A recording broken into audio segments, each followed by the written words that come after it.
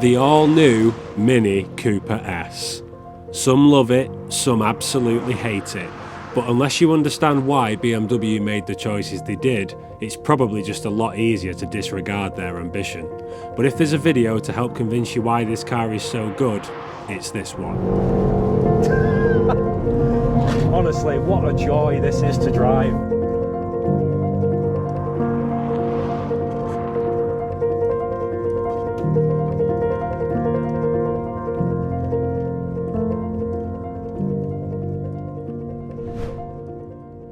Welcome back to TCR, and today you join me with the F66 2024 Mini Cooper S. This is BMW's answer to the current model of the Mini Cooper, and to be honest with you, when I posted this car on my Instagram the day it got delivered, it received a lot of controversial hate. Comments such as BMW have killed the Mini brand, it's simply ugly, it looks awful. Now, I'm an advocate of free speech and personal opinion, but I think you're all wrong, and I'm going to tell you why you're wrong in this video, because there's a lot of stuff in this car that resembles the Mark 1 Mini Cooper, and if there's anybody that should hate the new Mini, it's me, because I love classic Minis, and I actually own two that I've restored myself. One of them I'm still restoring, and if you want to see that, click up here, and if you want to see the back catalogue of my Mini restoration, click up here as well.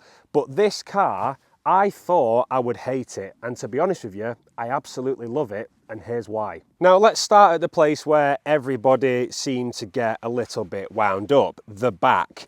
Now, obviously, Mini have kept the same look all the way back from the Austin Mini by keeping the round lights at the front, and we'll take a look at them in a moment because they are very, very smart.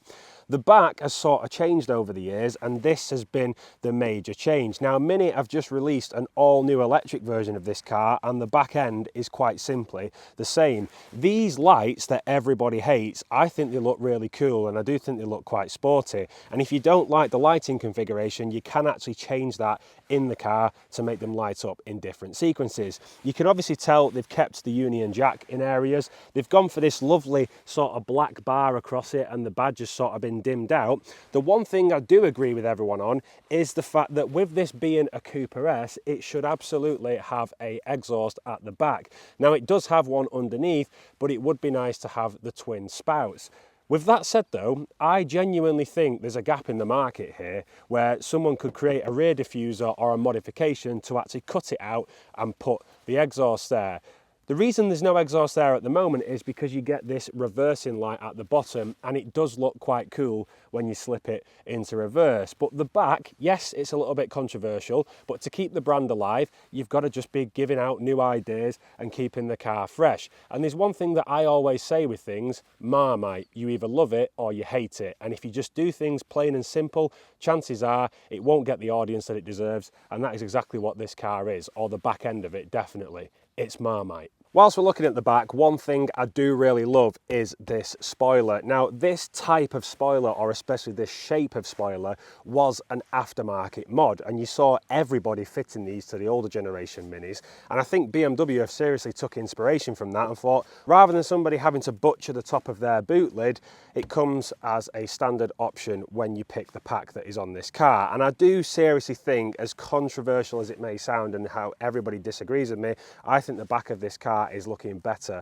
than ever. With that said though, I also think the BMW 7 Series is a very pretty car, to which a lot of you also hate. And if you want to see my review of that car, click up here where I took it to the Isle of Skye and did 1,500 miles in it in 1 week in the snow. Boot space is rather ample. Now, Minis have never been a promoter of large boot space, but this is definitely more functional than a classic Mini. You get a little tray underneath where you can put stuff in, and then really it's just for your shopping.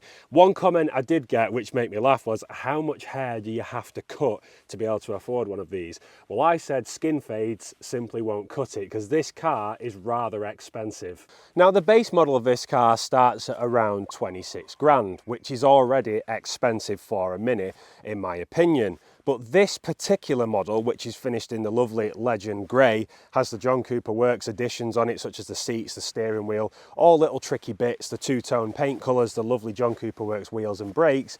This particular model is just shy of £36,000, which is absolute madness for a Mini, but I'm not going to lie, for people that simply love the Mini brand, that is not going to be a hurdle in the way, because quite frankly, you're going to end up leasing one of these cars or PCPing or maybe hire purchasing. And if you do want to lease one of these cars, there'll be a link pinned as a top comment and in the description where you can find the best deals currently on the market. But yeah, it is a very pricey thing, given the fact that when the Classic Mini came out almost 65 years ago, they started at around £400. So to think that this has nearly 100 times its original price is madness. But then again, inflation gets in the way and technology and the production of cars just simply isn't cheap anymore. It all comes down to what you value this at. Yes, for 36 grand, you could probably go and buy a BMW 3 Series. You could probably go and buy an Audi A4. For 36 grand, you get in the top of the range Mini Cooper S, and I tell you what, it is rather quick. So let's pop the bonnet and see what powers it. If we just pop the bonnet on the Mini, you're greeted by this absolutely jam-packed engine bay. It's absolutely crammed here, to say the least, and that is exactly how the Classic Mini was. Believe me, I know. A simple task such as changing the alternator on the Classic Mini meant that the grille had to come off, you had to take everything out, sometimes the radiator would get in the way. They were just an absolute pain in the arse. To the point where it was a lot easier on the old Classic Mini to take the engine out of the car, work on it and drop it back in. It just saved a hell of a lot of time. I'm not saying that's the case with this one, but evidently with more technology and bigger engines, the car has had to get bigger. So this one is powered by a 2-litre 4-cylinder petrol engine, which produces 201 brake horsepower, and it has a 0 to 60 time of 6.6 seconds. And I tell you what, it is very nippy, to say the least. This model also has the 7-speed automatic gearbox, which is dual clutch. Now, I love a manual gearbox in a Classic Mini, so when BMW offered to lend me this car and it was automatic, I was a little bit skeptical. I did think, is it going to take away the fun of driving it? And I tell you what, I have been quite surprised. When you get on the B roads and you do give it the beans, this car comes into its own element and the gear changes are rather fun and enjoyable. Now, if you're anything like me, you will get bored quite easily of the look of your car, and especially if this is your daily driver. After a couple of months, I want to change it. Now, many have certainly paid attention to that customizability of your car. These daytime running lights, you can actually change the configuration of them, of how they look when you're driving down the road. And you can also do that with the tail lights at the back. And believe me, just a slight tweak on these, it does really make the difference of how the car looks when it's driving down the road, which I think is a really nice touch. Now, when it comes to Minis, size obviously matters, and the main comment this car gets from the haters is it's not a Mini because it's so big. But yeah, you are right, it is a big car. It has doubled in weight. This car is 1,360 kilograms, whereas a standard Classic Mini was around 650. But what you have to remember is the power to weight ratio. In a Classic Mini, a standard engine produced roughly 35 to 40 brake horsepower and weighed 650 kilograms. This car produces 201 horsepower and weighs 1,360 kilograms. So just doing the basic maths there, the weight has doubled, but the power has quadrupled, which is why this car is so fun to drive and it really sticks to the corners. And what helps it stick to the corners is these wheels and tyres, because there's another comment I've received, and now it's been said, I actually can't unsee it. With the current options on this car, you get these 18-inch diamond cut John Cooper Works wheels, and I think they're really sporty looking. However, one comment I received was that they look like 5 contraceptive devices pointing towards each other. And if you look round there and use your imagination, I think you'll see what someone was getting at. And to be fair, it's a very good analogy and I now can't unsee it. So I'm very sorry if you did like these wheels until I mentioned that. Now, the interior is where this car has been completely transformed. The innovation and the ideas behind it, I think, are very smart and very trendy. There is a couple of niggles that I do have with the finish of the materials, and I'll get onto that shortly. But just before we do get inside the car, I just want to talk about these pillarless doors. Now, I've always been a lover of these as part of the BMW brand. I think they look very smart, especially when the windows are down, and it just gives the car that open, airy feel. So with that said, let's get in, because I think this is really smart. Now, Where this car gets interesting is, of course, the interior. When you first get in, everything kind of greets you, and it's like the car almost comes to life. You get this lovely piece of glass that pops up out of the top of the dashboard, and that is actually your speedometer and your head-up display, but it's projected through a piece of glass. There is one little thing that does kind of bug me with it, but I got used to it the more I drove it. Because I'm so tall, the actual head-up display, you can't adjust it so it's floating above the line of the bonnet. So when you look at the speedometer, you can actually see the bonnet behind it. It is a little niggle. It's something that tall people will have to put up with, but having lived with this car for a week, I can just say to you, it's something that I've quickly forgotten about. The screen is something that I have always wanted BMW to do with Mini. The previous generation was obviously a circle display, but it had a square display shoehorned into a circle binnacle. But with this one, you have a full circle LED display. It's very responsive, very clear, and the options are very easy to navigate. Now, the interior is absolutely beautiful in my opinion. I really do love this steering wheel. BMW have always been kings of the chunky wheel, but this is taking it to a whole new level. You don't realize how fat and girthy this steering wheel is until you put it in your hands. It's also got this lovely fabric sort of seatbelt material at the bottom for the bottom spoke, and obviously because we have the John Cooper Works pack, this is the John Cooper Works steering wheel. Now, the door cards are finished in this like carpet-like material. It looks better than it feels. It doesn't feel too great, if I'm being honest, but it really does look good. And I believe that's been made from recycled materials, so it is a bit eco-friendly. On the dashboard, obviously you get the same material. You've got some lovely like red sort of checkered flag sort of thing going off towards the left mirror, and you get this lovely like leatherette tag that is on the dashboard, and that sort of flows throughout the whole car. Down here you've got another fabric tag which you pop open and you can just store things in there. It does feel a little bit cheap, if I'm being honest. It doesn't feel the best quality.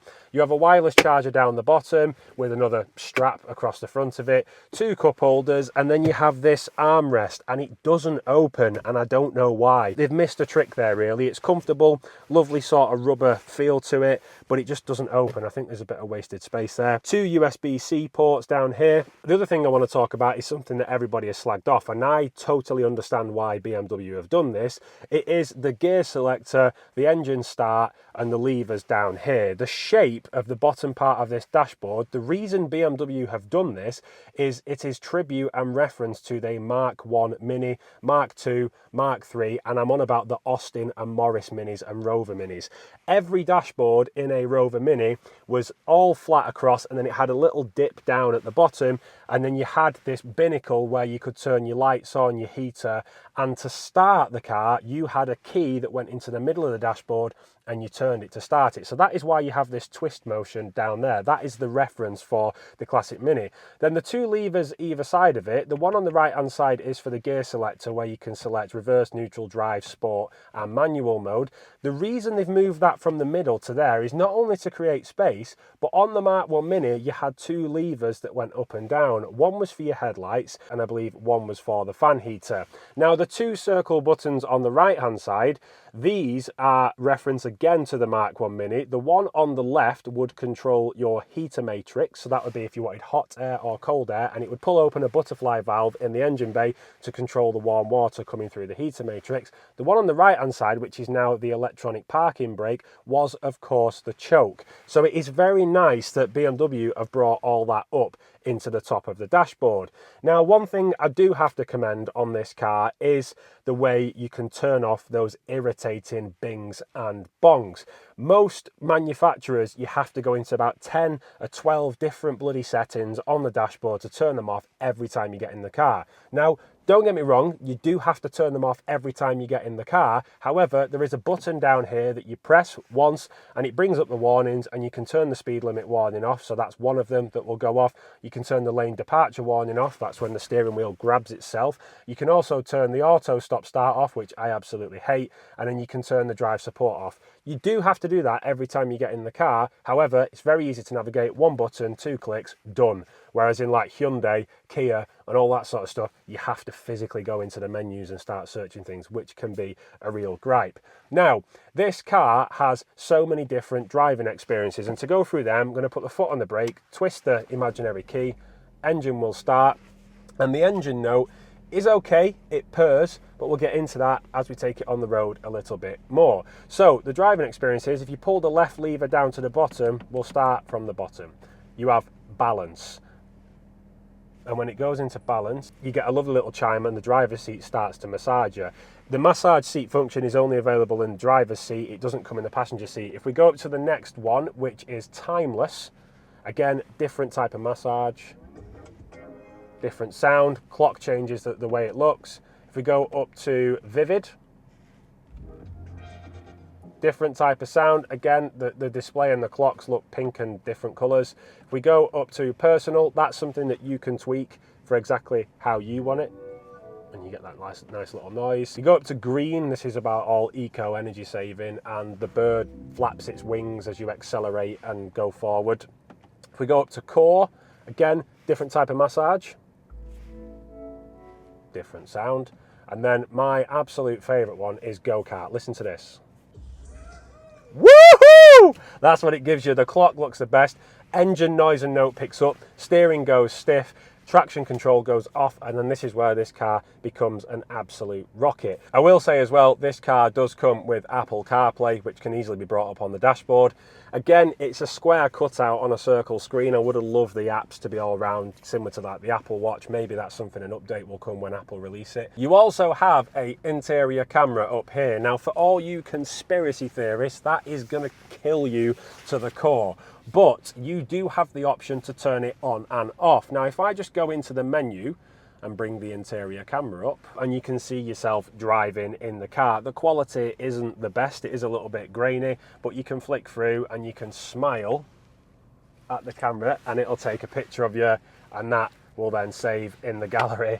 That is a really bad thing. And then also it even timestamps where the photo was taken. Now, where this gets clever, if we go back to the camera, you have timers. So if you're all out on a drive and you all want to pose for a photo, it'll take a picture of you all in the car with your friends. You've got burst mode, and then you have video. So if we just start, we're recording now, and I'm recording on the screen of the car. If we press stop and then we go there, we can actually watch that back. Weird, because I'm looking at the screen, whereas if I look at the camera there and what I will do while we're on about the subject of playing the video back, I will talk to you about the sound system.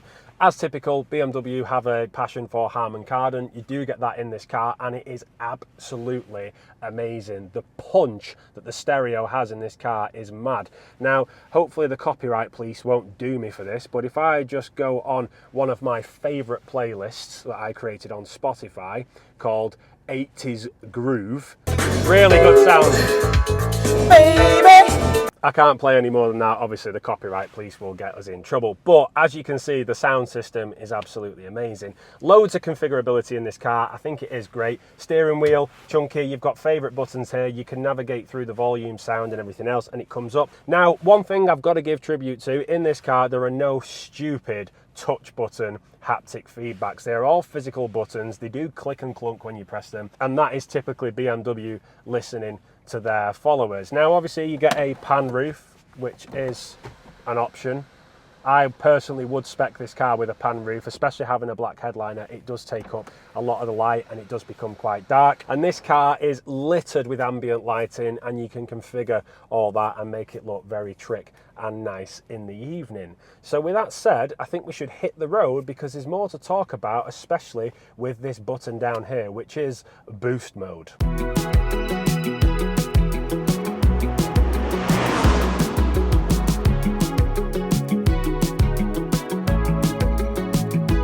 The engine note I'm hearing at the moment is obviously emphasised through the speakers, which I'm never really a fan of, but it does sound quite good. It would be nice to hear more from the back if we had a proper exhaust, of course, but I tell you what, the way that pulls, like I say, you can use all the power in this car, and I'm cornering quite hard as I pull, drop on the way out, bit of spin, because it is greasy outside, it started raining.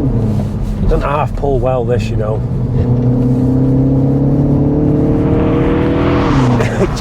We're on a national speed limit road here, and I'm not even breaking the speed limit. It's just fun to drive. Round the corner, pull. It just feeds in. Does sound quite nice.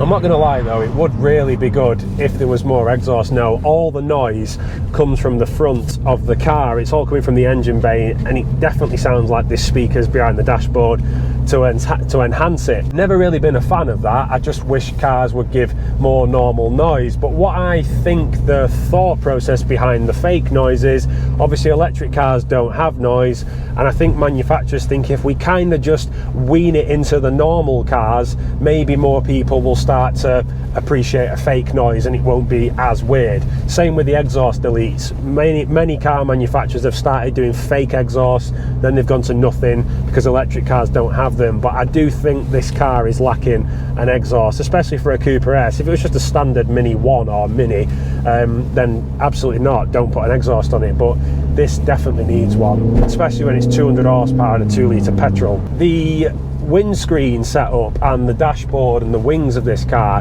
this is what annoys me about the people that just hate the new Minis. Everything in this car has taken inspiration from the classic Mini.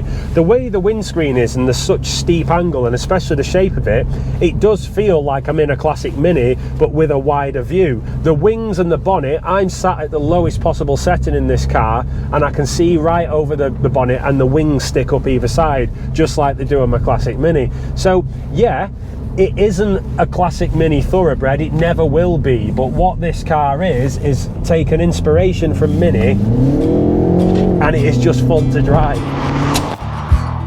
The hardest thing for a true Mini enthusiast to admit is BMW did a good job.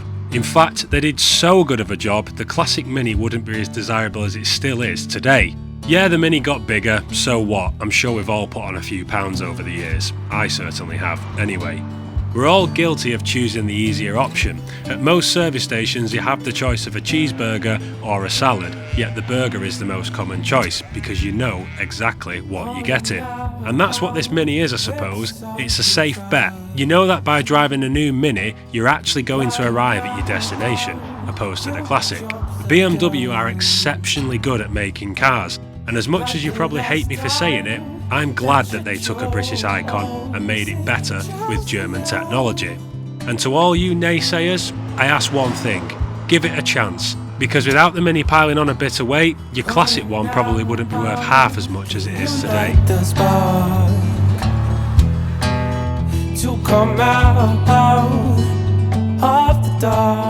The cornerability is just mad. You can chuck it into a corner quick and it'll just sail round, and that is what Minis have always been about. Classic, I don't think there's a better cornering car than a classic Mini. I'm talking in mine, you can go around like sharp turns at 50 miles an hour and it just glues to the road. And this is very similar. It feels planted, and when you turn, it feels like there's so much oversteer there because you underestimate the power of its cornerability. The most direct approach, and it's in and it's out, and it just feels so good having this smaller shaped steering wheel and the chunky feel of it. The feedback through it is really nice. I would love to try this out on a track, I really would, because they're animals on tracks, these cars. There's nothing that can get round the corners quicker than them.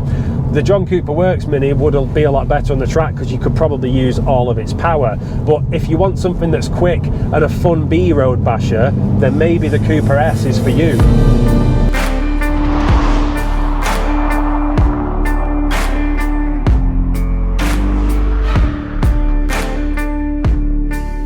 Come to a stop and you hold the left paddle down, you get 10 seconds that counts down. Now this is a 10-second pocket of where you would like boost, so if I just plant it, boost mode, there we go, a bit of spin, change it, still fighting for traction, still fighting, now we've got it and it's bouncing.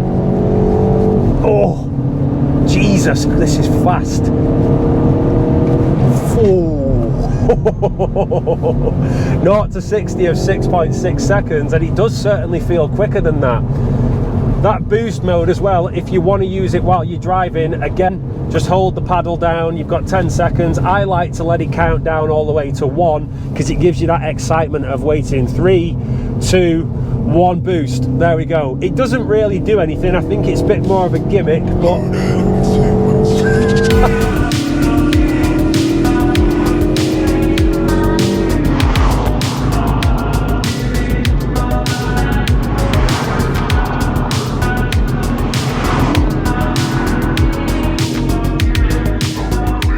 I really didn't think I'd be sat in a new shape Mini saying how great it is, given the fact I love the old classic Mini.